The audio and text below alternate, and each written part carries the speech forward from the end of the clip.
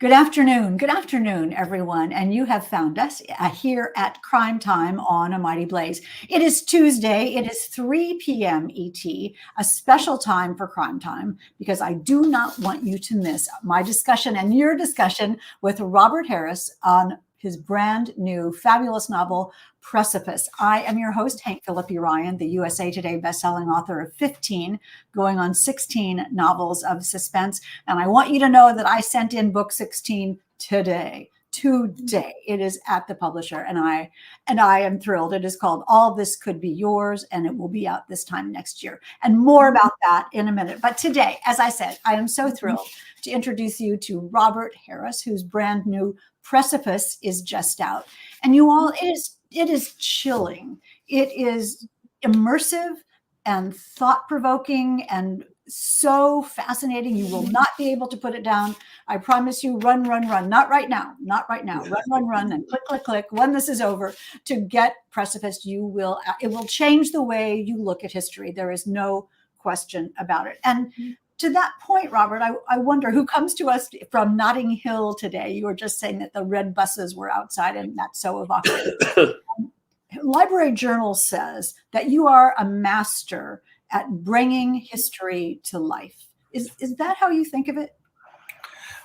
Yes. Hi, Hank. Lovely to join you from cold and dark London. Yes, I mean, history fascinates me, and I find that reality is so much more, mind-numbing and astonishing than anything I can invent. And this particular story about the love affair between the British Prime Minister at the start of the First World War, and he was 61 and she was 26, is absolutely stunning. And the novel is really built around the letters. He wrote her 560 letters in all, often sending her secret documents. Yes. I want to ask you every single thing about that. But before we get to that, let me just ask you about one thing, and that is that what's so fascinating to me about one of the things that's so fascinating to me about this novel and about your research is that we learn that history is sort of what we are told. And if we don't look any further or dig any deeper, we just accept what we think is right. And the idea that there's a different history, that there's a different story that we may not know is so fascinating. I mean, do you think about that all the time? Oh, yes, all the time. I think that it's the idea of what really goes on, what happens behind the scenes. I try never to put in any of the historical novels I write something which I know could not have happened. Oh. So that's my rule. Otherwise, I feel free to invent. And this is just an extraordinary story. And I think that most people do find it completely extraordinary that this man who was in charge of the British Empire, 450 million people at that time, nevertheless was writing 2, 3, sometimes even 4 times a day to this woman less than half his age, sending her secret documents, and was utterly besotted with her. And that is all true. And he destroyed all her letters. She kept all his. So I had to invent her letters to him, and I invented a character, a policeman who stumbles across what he's doing, what's going on, and he investigates it. And he's the fictional character that takes us into the story. And we'll hear all about Precipice in just one more moment. Let me tell you quickly, you have found us here at Crime Time on A Mighty Blaze. If you are new to A Mighty Blaze, you have picked a perfect day to come join us. The Mighty Blaze was started at the beginning of the pandemic by the powerhouse duo of Jenna Blum and Caroline Levitt to keep us reading novels and to keep us reading books and to keep us sort of in communication in the reading and writing world. And we have persevered, dozens of us volunteers, for almost 5 years now, and we are so thrilled that you have joined us today. And of course, we are giving away, well, we're not giving it away, Robert Harris is giving away, and the publisher is giving away a copy of Precipice to one lucky commenter. So we will spin the wheel of fun at the end of the show and give this book to one lucky commenter. I'm keeping this one. Let me tell you a little bit about Robert Harris, who comes to us, as I said, from London, from the UK. Robert Harris is the author of Pompeii, Enigma, and Fatherland. I have to tell you, Robert, I absolutely fell in love with you at Fatherland, and I have been a fan ever since. Fatherland was the first speculative history novel that really I'd ever read, and it was just life-changing for me, just so you know. Anyway, Well, he is a television correspondent with the BBC and a newspaper columnist for the London Sunday Times and the Daily Telegraph. His novels have sold more than 10 million copies and been translated into 30 languages. He lives in Berkshire, England, with his wife and 4 children. So you started to tell us about the book, about Asquith and Venetia Stanley and your fictional detective inspector Deemer. How did you even get the idea for this? Well, I've been interested. They were an amazing family, the Asquiths. They were, and Asquith himself, I should say, he was a Victorian, but born in 1852. He had 5 children by his first wife, who died young on a family holiday, leaving him with these 5 children to bring up. Then he remarried, and he had 2 more children with his second wife, Margot, who was the daughter of the richest man in Scotland. And he rose through politics very rapidly, and eventually became prime minister. He was. I thought that he would be in it. The family would make a good story, actually. And then I thought, no, the most interesting thing is his relationship with this woman, and what it tells us about men who get to the top, and power, and the appetites of men in power. And also, it was a way of writing about the start of the First World War, which is, I guess, not as significant in the States, but here is huge. You know, the British, with a small population, lost nearly 1 million men in the First World War, and every village and town in the United Kingdom has a war memorial to the dead. And the war blew up 110 years ago out of nowhere, out of a clear sky. And these are troubling times we live in now. So I thought that was an interesting parallel as well. So that was the motivation for writing about it: the interesting characters, and an interesting situation, and a dynamic plot. I mean, I felt that I could turn it into a mystery story. Well, talk about how you found the letters, though. I mean, just in the course of researching another book, or just researching Asquith and his life and family, how did you come across this? Well, the letters surfaced after Venetia's death. She kept them all in a painted wooden box. He wrote to her, as I say, sometimes 3 times a day. She had 560 letters. The relationship ended when she got married, and he was heartbroken, but they still kept in touch a bit. She died in 1948, and her daughter, Judy Montague, found the papers in her mother's bedroom. And eventually they found their way into the Bodleian Library in Oxford, where they're available for scholars to look at. And they are just an extraordinary record of passion and of politics. They always begin something like "My darling" or "My dearest darling," and they end with great declarations of love. One of them ends, "Do you know how much I love you? No, just multiply the stars by the sands." I mean, this is the Prime Minister of the country is writing this kind of midnight to this young woman. But what gives it its thrillerish or political edge is the fact that he confided in her war secrets, and sent her a lot of secret documents about troop deployments and so on, and really relied on her for advice. It was an extraordinary tale. You use the word besotted, and you can tell from the letters that he was just overcome with whatever word it might be, devotion or obsession with her. But the idea that he would risk this, the secrets of his country that he was bound to keep for her to what? To show off? To why? Why would he do that? Well, indeed. I mean, Asquith passed as Prime Minister something called the Official Secrets Act, which is very big and still is on the statute book in this country, and very heavy penalties for betraying secret documents. But he used to go off for afternoon drives with her for about an hour and a half every week, normally on a Friday afternoon. And they used to head out into the countryside, the Thames Valley, or around London parks. And he used to show her the carbon copies of diplomatic telegrams, secret, decrypted from ambassadors in Berlin or Vienna or St. Petersburg. And after he'd shown them to her, he'd roll them up in a ball and throw them out of the window of the moving car. And in August 1914, just after the war started, members of the public found these and handed them into the local police stations. And there was a leak inquiry. And that is true. We don't know what happened to this leak inquiry, where it went, but Asquith was questioned about whether he was responsible, because only 5 men received these telegrams, including Winston Churchill, who was in charge of the Navy, and Lord Kitchener, who was in charge of the Army. He said, "I pleaded not guilty."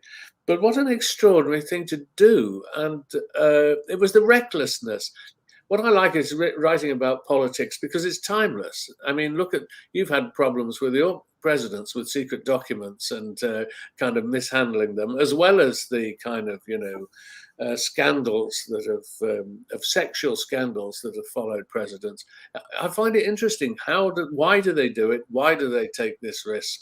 And in Asquith's case, it's almost as though he wanted for it all to be discovered. He never asked Venetia to destroy the letters, for example, which is why we still have them. I mean, talking about not asking Venetia to destroy the letters, and Shannon Hansen says, sounds great. Indeed, it does. Talk about not destroying the letters that Venetia didn't, but when they were discovered, the moment that the person who found them thought, should I burn these? I mean, these are devastating, or are they history? That balance is so extraordinary. Well, yes, her daughter discovered them. Her daughter was about 24, 25 when she discovers them. She was the only child. Her father had died when she was very young, so she was on her own. It must have been amazing because most of these letters are on 10 Downing Street headed notepaper. She showed them. She owned the physical rights to the letters. The actual literary content belonged to Asquith's descendants. He died in 1928. And eventually they were used in a very carefully controlled biography of Asquith. And finally, there was a scholarly edition of about half the letters, but quite a lot of crucial documents were left out. Well, that's what I was going to ask you. What personal things and what political things were left out? The personal things are. It's pretty clear that it was a physical relationship. I mean, the family and the previous editors and biographers seem to have tried to stress that it was a sort of a male kind of elderly man's platonic fantasy about this much younger girl. Well, Asquith was notorious, what we say in England, unsafe in the back of taxis with women. He was of that type. And she had lots of affairs with married men in the later life. So I think it's nonsense to suggest it wasn't a physical affair. Not to perhaps as far as most people would go in a modern age, but it was certainly physical, I think. And that aspect of it was embarrassing to the descendants, not so much to the descendants of Venetia. Venetia's granddaughter has been a great help to me actually throughout, and likes the book. What did she say about it? She's very keen. She didn't know her grandmother. She was her father is American actually, an American photographer called Milton Grendel, who lived for years in Rome and knew Gore Vidal and all that set there. And so this is her background, and she is sort of very open-minded and was keen for me to write the book, actually. I mean, it's lovely because she does care about history and wants it to be true. Yes, we've done events together to publicize the book, for instance, and she's become a good friend. The Asquith side of things, less pleased. Imagine so. And very funny because the present Earl of Oxford and Asquith, the third the Earl, descended from Asquith, his great-grandson. I sent him a copy of the book and I invited him to the launch party. I never heard a word from him, but at the launch party, people kept coming up to me and saying, there's a man over there going around saying your book is a disgrace. And it turned out to be Asquith's great-grandson, who started telling journalists how about it. And of course, this has been wonderful publicity for the I was book. going to say, Yes. keep it coming, keep it coming. How Yeah. old was he, the grandson? He's 60 something. He was himself a quite famous spy in Moscow for British intelligence.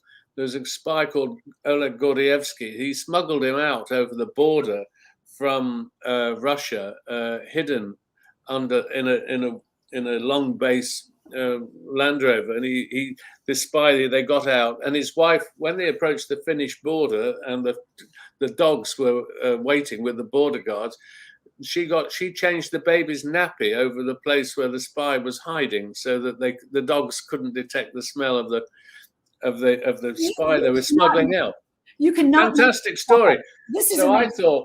I thought this guy would be great and would appreciate the whole thing, but he didn't, unfortunately. Well, there's a balance, I guess, that everyone has. I'm fascinated to meet Venetia Stanley because at that time, we're talking about Precipice by Robert Harris. If you just joined us on this special time for Crime Time, we started a little bit earlier today, so I hope you all are finding us today.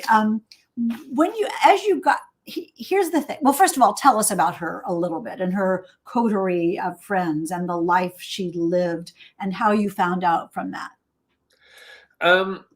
Well, we know, as I say, she must have written Asquith about 300 letters at least, because he used to like to get one from her every day and would complain if he didn't. So I thought the one thing I could do that would justify writing the novel would be to create her replies, or some of them. And let me interrupt you. Forgive me for this. This is what I do.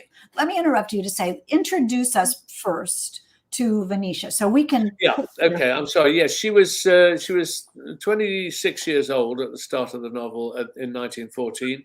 She was the daughter of a wealthy, really wealthy aristocratic family.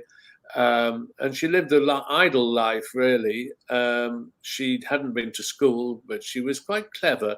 Her family were political, and her father had been a Liberal MP, and he knew Asquith. She was a great friend of Asquith's daughter, and that's how he met her.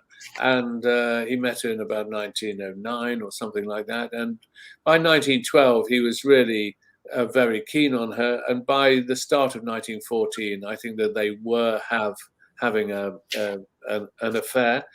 As the war began and went on, he became more and more obsessed, and she began to draw away. She was a spirited woman. She was quite interesting. She kept a pet bear. She kept a pet penguin on the coast in Wales, where the family had an estate. She was racy, I think you would say. An interesting and attractive figure. Well, and she, one of the wonderful scenes you have is how her friends are going on a boat ride on the Thames, Yeah. and what they're wearing, and the champagne, and the posh talk, and she knows Asquith wants her to come see him, but they all have nicknames and they all have gorgeous dresses, and they seem shallow and bored, and I don't know, so your genius idea was to write her responses, and that is just those breathtakingly marvelous ideas. But what a challenge that was, Robert, for you. You had to be her, and then be her sort of linearly, and also untangle what her goals were, what she wanted, what she hoped for. That's just astonishing. Yeah, but in a way, that's the fun of being a writer, isn't it? I mean, to inhabit lives and personalities totally different to your own. I think I could understand her. From Asquith's letters, one got a picture of what she was writing to him. Quite passionate letters back, I think. The moment I started to invent her replies, this idea that it was some lonely correspondence by this isolated old man went away. It suddenly one saw it was a relationship. And I kind of knew what sort of person she was. And her granddaughter helped me, and she lent me lots of letters from Venetia to other people. She knew lots of people like Noel Coward and various sort of kind of famous figures of the era. She was a great friend of Winston Churchill. She was Winston Churchill's wife's first cousin. She was a bridesmaid at the Churchill's wedding. She moved in that kind of circle. And she crops up in diaries and things. And so I was able to invent her character and give her some weight in history, because she was a very important figure. Yes, I mean, the country could have toppled as a result of what she knew if she had decided to do the wrong thing with it. If she had just, I mean, it's an incredible, passionate love story and a tour de force of letter writing, but also illustrates how the people who are in power, how that they're just human beings, and how vulnerable they are and how vulnerable we are as a result. Yes, exactly. I mean, someone who has the drive to get to the very top in politics, to become president or a prime minister, is not really quite like us. You know, they have a different kind of, they have an ambition which outstrips anything that we know, and the sacrifices they make of their private lives. Why should their sexual drive or their emotional drive be any different to anybody else's? Indeed, it's more likely it will be exceptional and match that they are that kind of person, a risk taker. And there's no doubt that for Asquith, Venetia was a distraction from the job. I mean, he wrote thousands of words to her every day. In London in 1914, there were 12 postal deliveries every day. So you use the post rather than we would use WhatsApp or the internet for instant communication. And that's what he did. He wanted to share everything with her. And it was our great good fortune in Britain that she was reliable. She didn't show what he was sending her to anyone else. He sent her details of the next position that the British Army was withdrawing to. He sent her details of armaments production, of the number of divisions on the Western Front. I mean, what had been discussed in cabinet, what he'd said to the king, what Winston Churchill was saying, where the battleships were. I mean, it's unbelievable. It is unbelievable. And I love the passion in your voice when you talk about this, because, you know, you've been a reporter as well, and you write novels as well. And you know the power of a good story. I mean, and that's just the highest accolade. And it must have been amazing as you realized what you needed to take history, these two incredible characters in history, and have then create a person to sort of lead the reader through that. Can you talk about how you created your detective inspector? Yes, why? yes. If I can plug the book by holding it up. Yes. He's on the cover. I'm not doing that very well.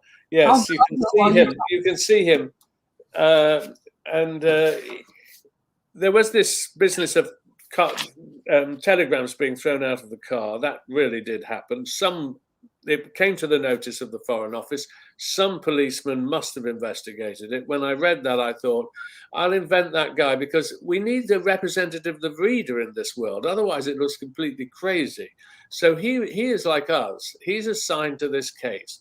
Why are all these things in the fields? And he works out, he discovers that it's actually the Prime Minister himself who's throwing these things out of the window. And then he's set to work to investigate the affair and whether there's a danger of espionage. So we follow the progress of the affair through his eyes as well. And that's the thrillerish aspect of the novel. And I enjoyed writing it a lot, because he's a thoroughly kind of decent figure, who a detective sergeant who works for Scotland Yard. And on the other hand, you put him in this, I was going to say precarious, but it's a precipice, a decision that he had to make, whether to go forward when he began to understand what was happening or suspect what was happening. Maybe you stop. Maybe you just let that go. Well, yes, of course, because it becomes quite not dangerous for him in a physical sense, but certainly, he's exposed. I mean, he's actually on the track of the most powerful man in the country. I mean, he is purely fictional, but something like it could have happened. And as I said earlier, that's my rule. So many of my books have a figure in real events who could have existed and who takes us, the reader, into that world. It's so much fun to read. And I'll ask you one more question, and then we'll take a couple questions from the audience, and then we'll let you go, because I know you have your exciting life with your book just coming out, and all the people who are complaining about it at parties. The one guy, did he go away? No, he complained to various journalists from the Times newspaper in London, which was a very stupid thing to do, because, of course, they then printed it and gave me the whole of page 3 of the London Times was devoted to author defends his book. You know this publicity, and this is what you dream of. Of course, and with your cover widely displayed and everybody tempted by it and wanting to know. My final question is, Shannon Hansen, hey, you all, I've been ignoring you. Here's Renee, and here's Randy and Julie. So many people here today. You were talking about that you never did anything in any of your books that couldn't possibly have happened.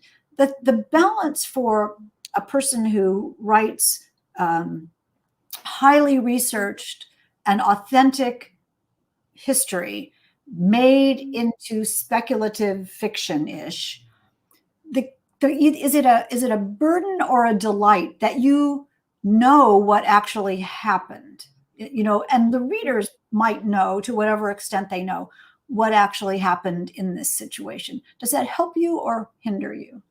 Well, people think mystery stories must have some sort of, that they have to end in a way that is completely unexpected. But you can, and that is to a degree is true, but you can have something like, I wrote a novel called Pompeii about 20 years ago. We all know the town is going to be buried by the erupting volcano, but the way that you get there, and also there's a tension for the reader in waiting for it to happen. It's a bit like the perennial fascination of the Titanic story. We all know it's going to go down, and actually we're waiting for that.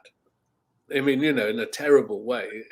It's one of the things that propels. Sure, that foreshadowing makes us more intensely look at the details of what happened along the way.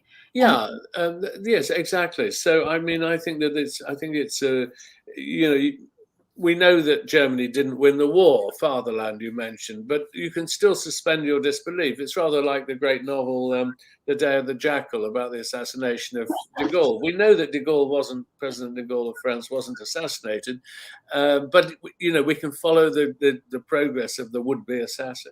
That's one of my favorite novels of the type of all time, because every time I read it, and I think maybe this time the jackal will do yes. it. And that's the genius. He made us, the author Frederick Forsyth made us love the bad guy, and that's wonderful too. Speaking of wonderful, you all, this book is just absolutely terrific. So much I didn't get to tell you. After this is over, go look up a picture of Venetia Stanley with her cloche and those eyes, and she's quite amazing. Who has a question?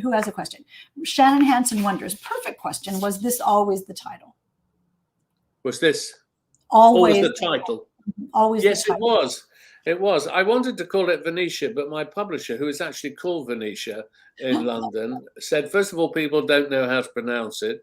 And secondly, it's too wishy-washy. It sounds like like romantic fiction, really, rather than a thriller or crime.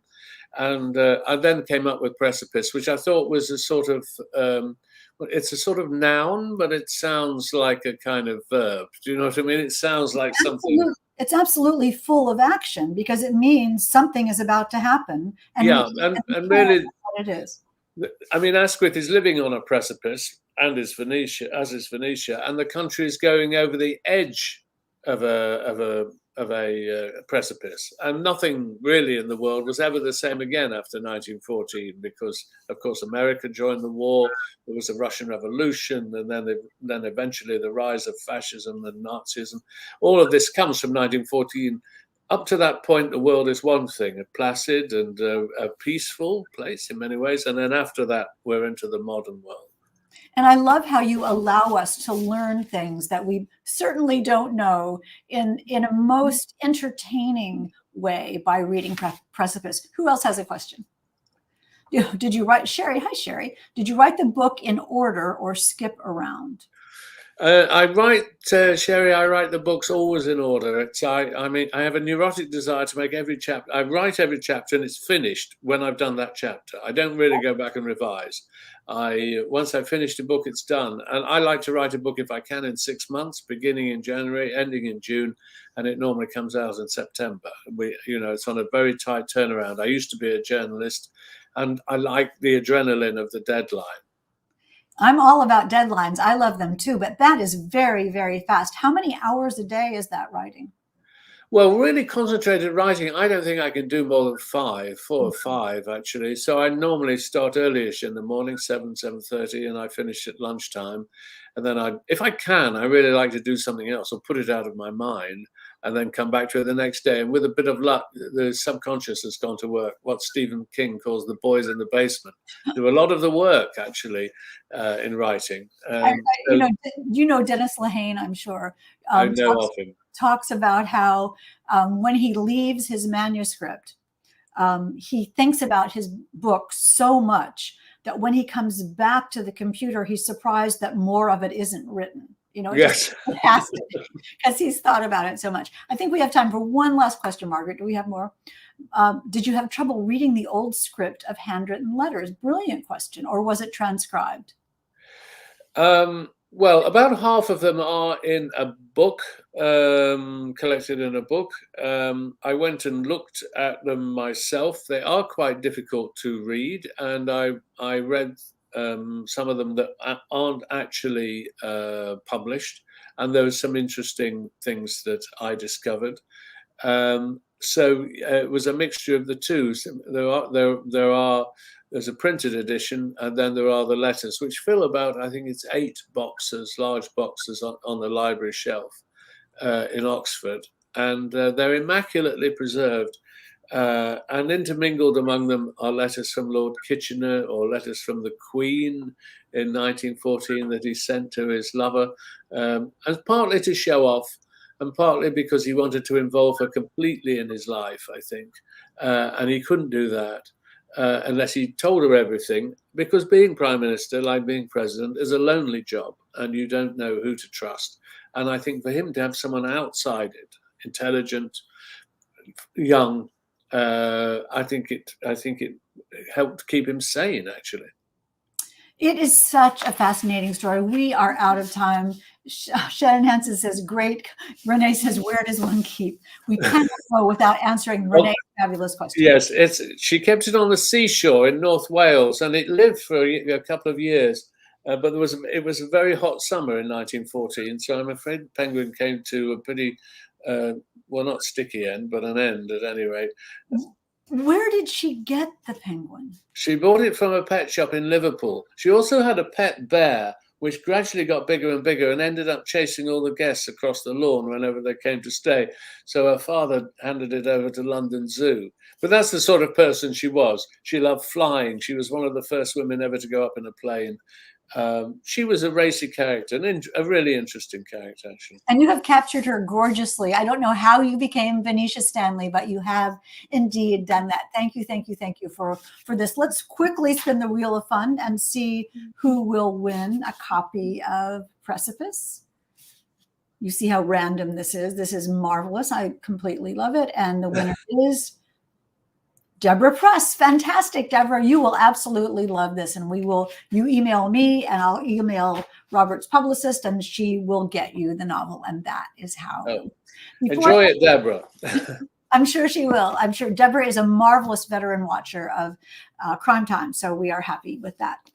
Quickly, before you run, let me tell you all next week at our regular time, 4 p.m. ET, we will talk with Abbott Kaler. Look at this book. This is the advanced copy, Eden Undone, a true story of sex, murder, and utopia at the dawn of World War II. So you see, we have a theme. We have a theme here on Crime Time. We're taking you through history. So do join us next week for the fabulous Abbott Kaler and Eden Undone. Until then, Robert, congratulations on this. It's doing so marvelously, and you must be thrilled with it.